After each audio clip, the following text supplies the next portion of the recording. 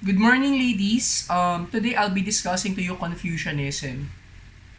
The contents that I will be discussing are also located or part of the PowerPoint presentation which I am posting in your file folder. Number one, it's very important for us to understand what is religion for East Asians.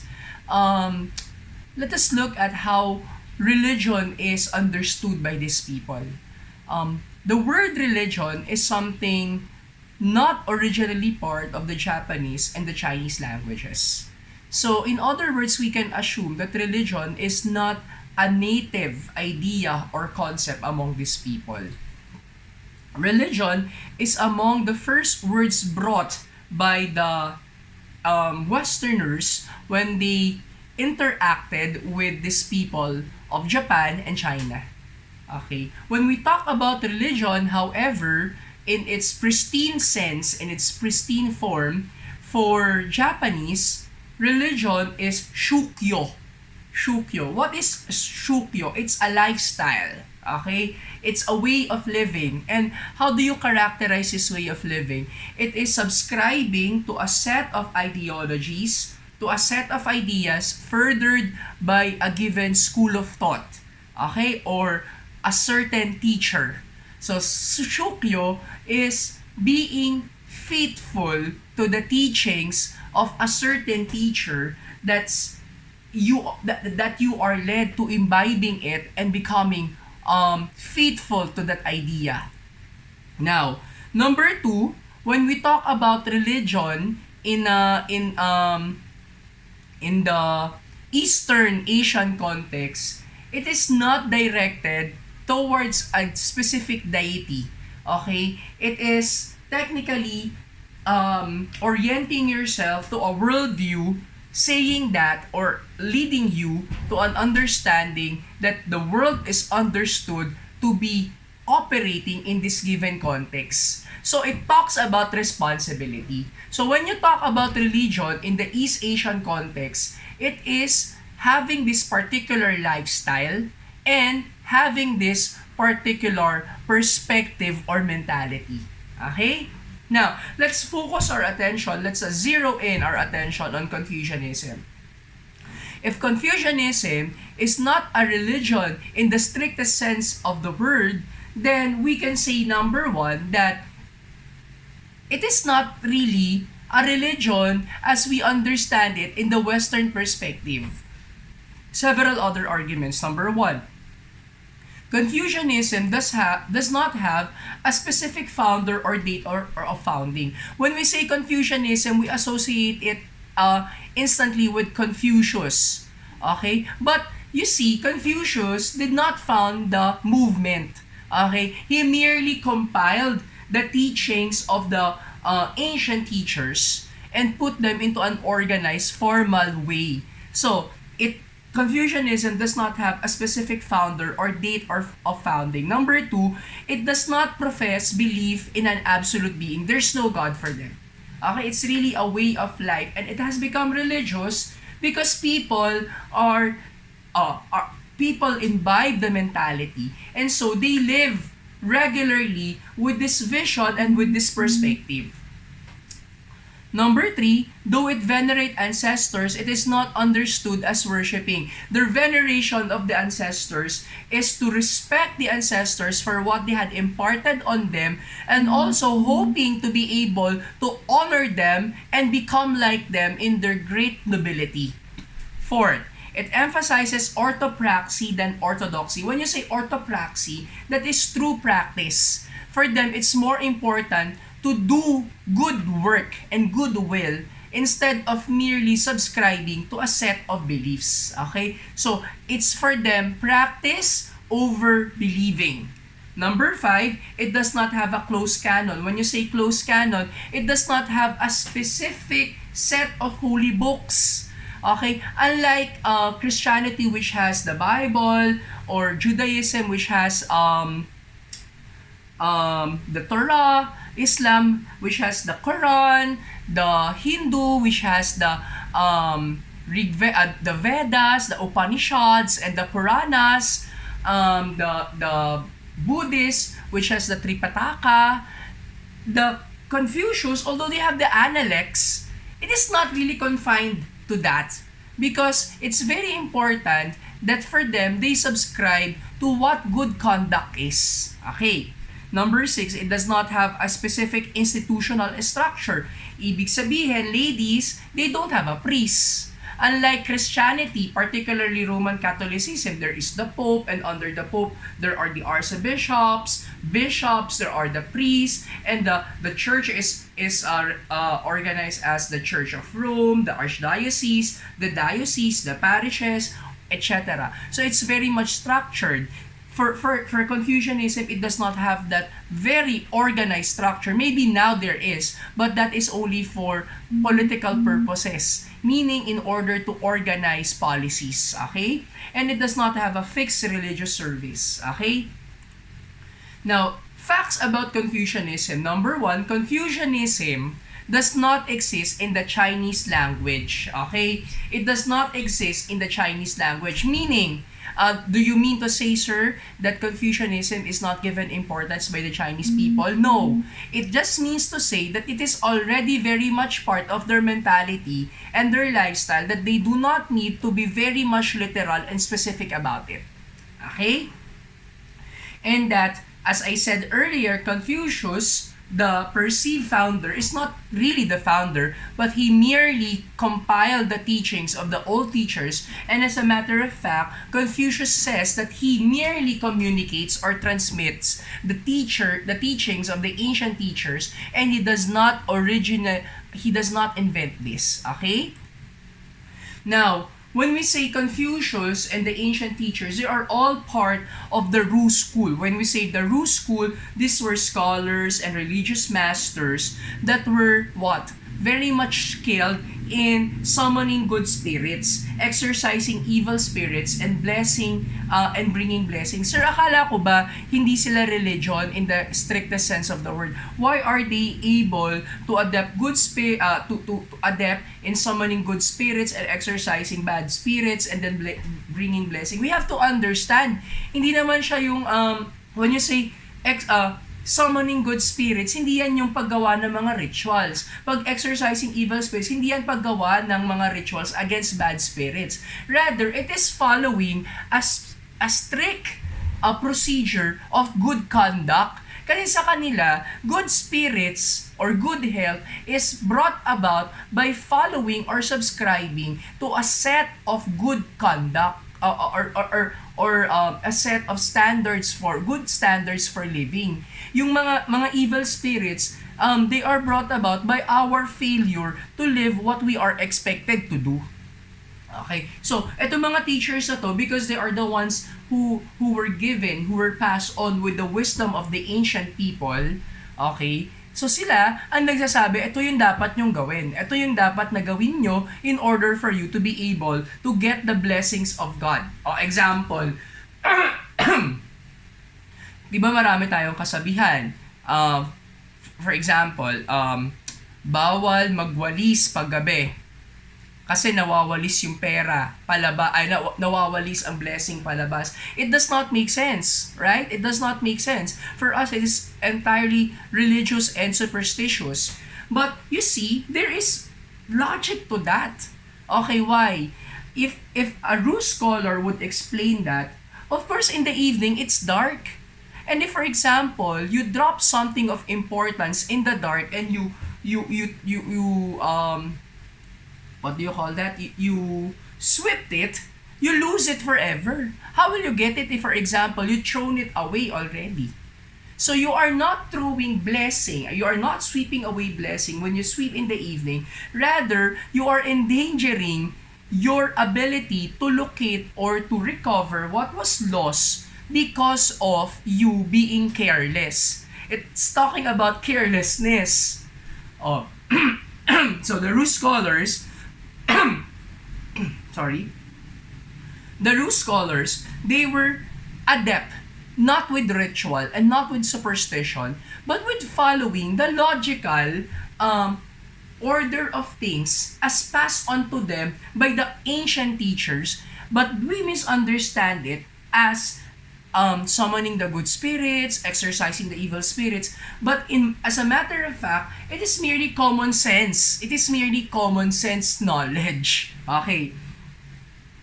Now, Confucius, being part of this school of thought, is technically, well, doing those things.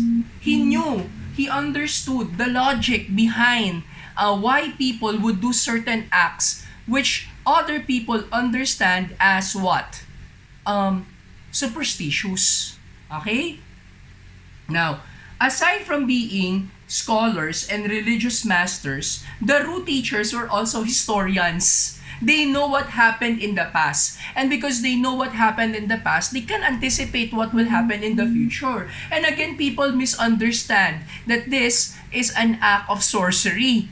That these people, because of their ability to understand the connectivity between the past, the present, and the future, these people are adept in seances. No! They are not calling the ghosts of the past. What they are doing is merely to interpret logically and with reason what happened in the past, connect that to what's happening right now, and then try to anticipate in the most reasonable fashion what is most likely to happen in the future. So these people, the Rue School, the members of the Rue School, Confucius included, they are merely operating on the idea of what is common sense knowledge, of what is reasonable, of what is logical, and they are not in one way or the other superstitious. Now, let us look at who Confucius is. Confucius was born in the state of Lu, which is now part of the modern province of Shandong. Okay? He wanted to be a political advisor, but he cannot find a patron, so he was not successful. You see, ladies, politics, even that early in early China, in ancient Chinese history, 2,500 years ago, is already very much characterized as patronage politics. Okay? Now, he wrote a book, he wrote a book called The Analects, in which he was skeptical of the idea of religion, particularly the operation of the divine and the heavens. Okay? He is trying just to say to us, let us be more humane in our dealing with other people. In other words, the teachings of Confucius is very much humanistic. Okay? How do you explain humanism for Confucius? Confucius was more pragmatic than metaphysical. When you say pragmatic, Confucius was more practical. He would want to answer problems not in a very metaphysical, religious, spiritual way, but he would want to answer problem in ways that are more direct to the point, more concrete, more reasonable, more sensible. Okay, so in other words, he would want to understand the world from a rational point of view, how things happen. Okay, how things happen because they happen in accordance to the relationships that people forge themselves into. Okay, relationships between people and the environment, and etc. So, how come these things are happening? Because of our relationship to the world. And not because of our relationship to God. No, not that. Okay? Now, for him, really, to be able to live properly and to live ethically, it is you living according to your Tao. Next lesson, we will talk about Taoism, but Confucianism also had the idea of the Tao. And what is the Tao? The Tao is very much like the idea of Dharma in India. That is living what you are required or expected to do according to your state of life. It is not you live meaningfully, you live logically according to what you are expected to live according to your given state in life. If you, for example, take a different road or take a different direction, you are technically destructing order. Okay? Now, what is Tao? Let us focus more our attention on that. Tao is the responsibility of all individuals to subordinate their own interests and aspirations to the broader needs of family and the community. So, in other words, if you look at Tao, it is really talking about social order. And social order is put in place whenever people are doing what they are expected or are responsible to do according to the role they have in society. Okay? Thou is being humane. Thou is being human-hearted. Meaning, you must not just consider your own interests, but you must also consider your connection with other people, thus being compassionate and emphatic over what other people feels. Okay, next.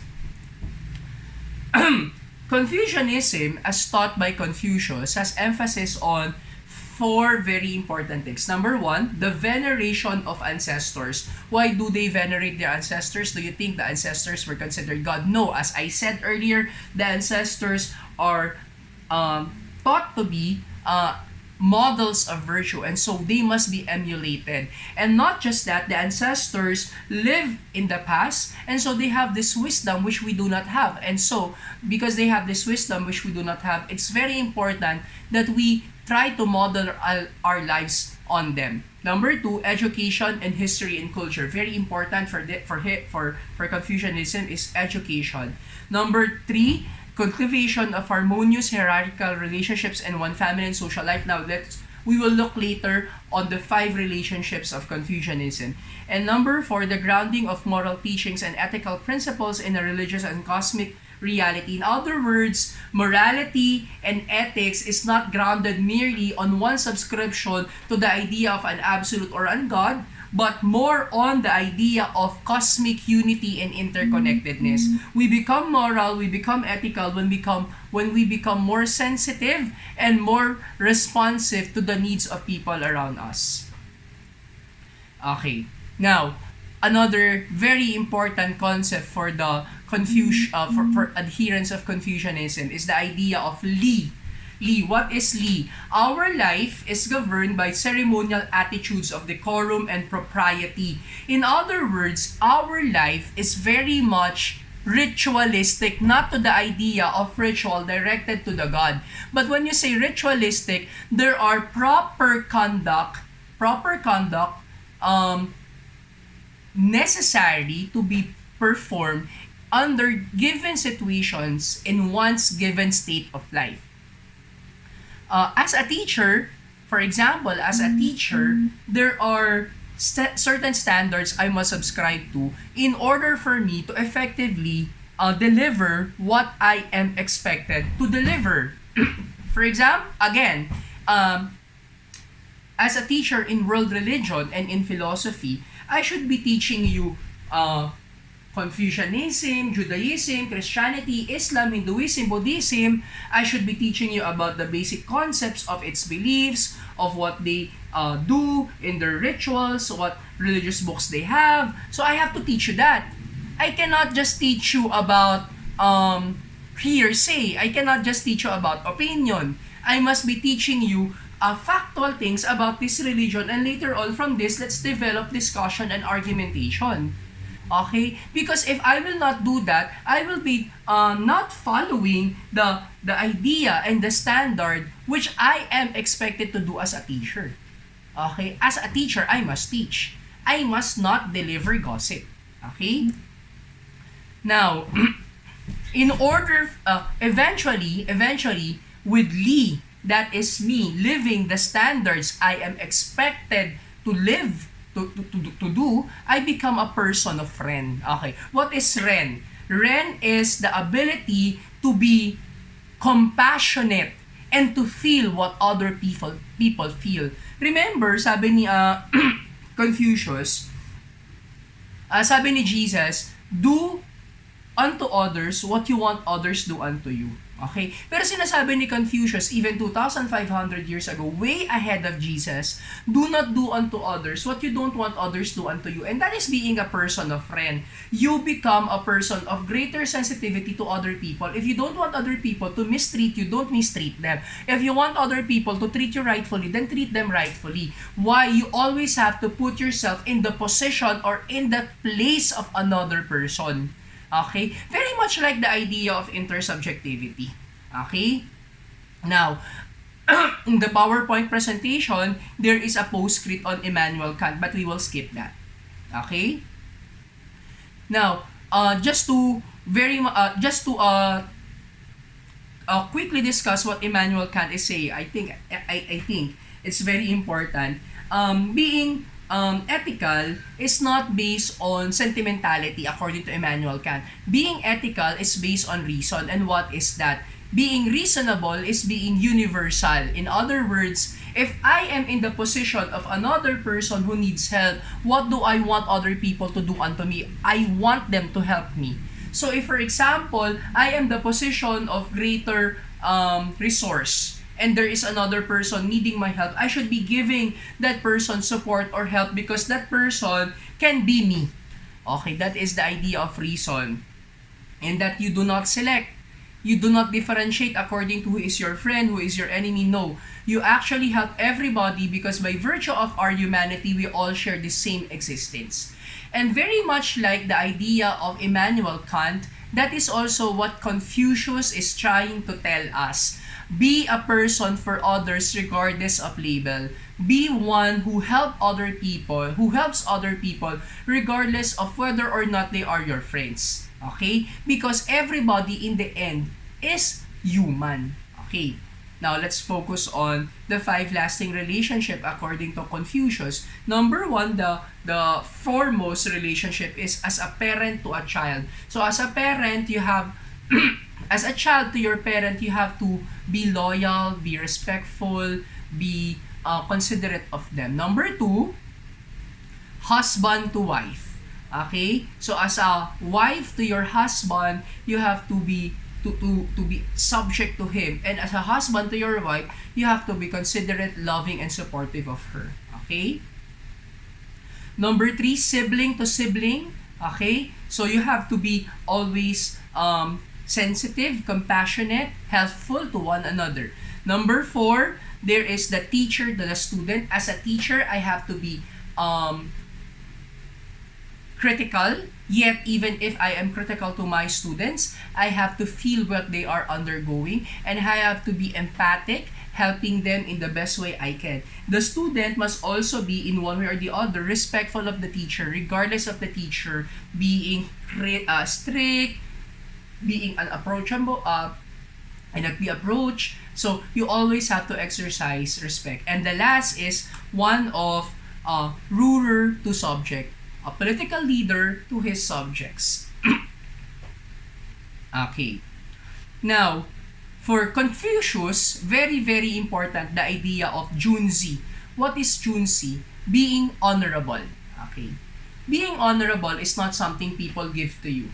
Being junzi or honorable is not something people attach to you because you're popular. Being honorable is not something you require people to give to you by force. Being junzi is attained through your own effort, through your own discipline, through your own disposition. Now, how to be honorable? You have to have a vision that is clear. You have to have a clear direction of how things are happening. Your listening must be not just for specific people. You cannot be selective, but for all. Your appearance must be gentle and clean. Not just clean, I'm sorry. Your appearance must be gentle and acceptable to all. Okay? You should always bear a positive aura. Your expression to be reverential, respectful, religious, not in the point of you being always subscriptive to God or to religious practice, but when you say reverential, you are something that people deem to be respected of. You have to be true to your word. You have to have one word, meaning you have to be faithful, you have to be loyal, you have to be conscientious in your affair, meaning you have to be critical, you have to do what you are required to do. When you are doubtful, you ask, you don't assume knowledge in everything. When you lose your temper, you are regretful, you are sorry for what you do. And when you see something that you can attain, you will do first, you will think first. When you think of something that you can attain, you are not very ambitious to say, yes, I can do it. But you have to be truthful to know whether or not you can attain it. Okay? Now, the areas of concentration of Confucianism, there is value given to poetry, art, and music. Okay? The highest pleasure of a man. Ritualization of the body, meaning it's not just you praying at specific time, no, but it is following a certain code of action at specific time. Um, it is also intended to impart on us discipline. Number 3, history, collective memory versus imagination. History, we have to trace our roots to the past. We cannot just work now without reference to what people in the past did, because we cannot just be working in a vacuum. Number 4, social participation. And number 5, ecological consciousness. When you say ecological consciousness, it's not just the environment or nature, but when you say ecology, everyone in nature. However, ladies, if these are the areas of Confucianism, the great problem we now face as a challenge for us as modern individuals, there is no trivialization of the arts. Art now is not very much considered as greatest pleasure of man, but it is now commercialized and intended for one's selfish pleasures. Okay? Also, ritualization of the body. How do we treat our body? There is now a movement towards LGBT equality, which I support actually. But what I do not really support is the idea of how they assert this equality to the point that they are ridiculing other existing beliefs and faiths. Okay? Also, the idea of Black Lives Matter. I also support that because all lives really are important. But to the point that you are destroying churches, you are destroying and vandalizing establishments, you are ridiculing people because they are white, that is not good. That is not good. You cannot just assert one aspect of society in order to and favor it at the expense of others. Okay? Also, there is a question on how we value our history. When we talk about history, it's going back to the past. But you see, in the Philippines, we have so much we are a very forgetful people. We forget and destroy and disregard our heritage, our cultural heritage. We destroy buildings. For example, in the PowerPoint presentation, you will see here the destroyed house of Teodora Alonso, the mother of Jose Rizal in Binyan. Fortunately, in the past, this had been restored already and it's now used as a museum.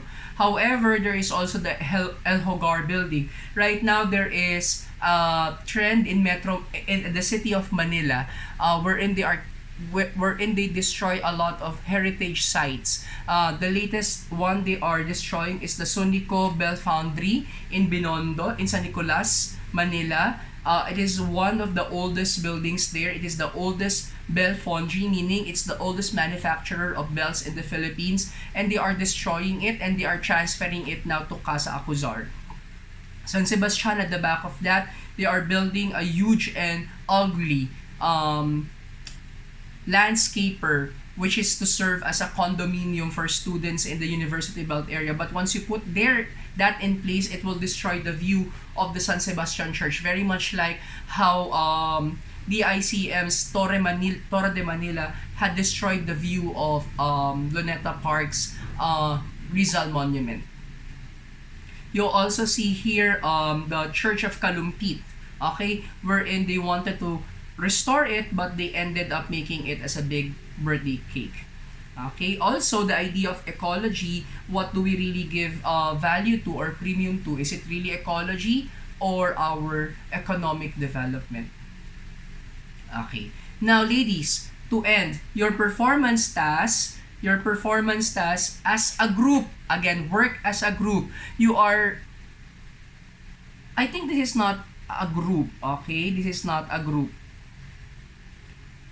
Okay? Your task is an individual task, okay? The idea is that you are an advertising executive tasked by St. Paul College Pasig to increase among its students their sense of love for education and humanity. So you have to create a Confucius Says poster or posting in social media that will be posted in your public social media account. Okay? So you know there are a lot of saying of Confucius. You have to create your own only and make it as creative. The deadline of this will be on Friday next week. Okay?